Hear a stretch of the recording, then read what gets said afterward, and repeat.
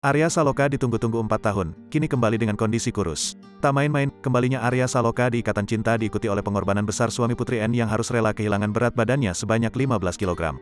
Totalitas Arya Saloka memerankan sosok Aldebaran di Ikatan Cinta memang sudah tidak diragukan lagi. Mulai terluka saat berakting perkelahian, kini Arya Saloka menurunkan berat badan hingga 15 kg untuk totalitas memerankan Aldebaran yang hilang 4 tahun lalu. Dari bocoran cerita Ikatan Cinta yang beredar, Arya Saloka akan kembali dengan adegan ditemukan setelah 4 tahun menghilang. Arya Saloka yang kecelakaan pesawat saat ingin ke Amerika kini kembali ditemukan dengan penampilan lusuh dan lebih kurus. Rupanya pengorbanan Arya Saloka yang kerap dihina tak terurus semenjak keluar dari Ikatan Cinta hanya demi memerankan karakter Aldebaran. Hal ini terungkap dalam akun Instagram penggemar Arya Saloka, @aladin.work. Gue sendiri juga turunin badan, dari 86 sekarang 71, gue gak bakal setengah-setengah ngelakuin sesuatu dari awal udah dibilang gue balik tunggu aja, kata Arya Saloka. Tak hanya itu, totalitas Arya Saloka ini ditunjukkannya demi merubah persinetronan yang ada di Indonesia.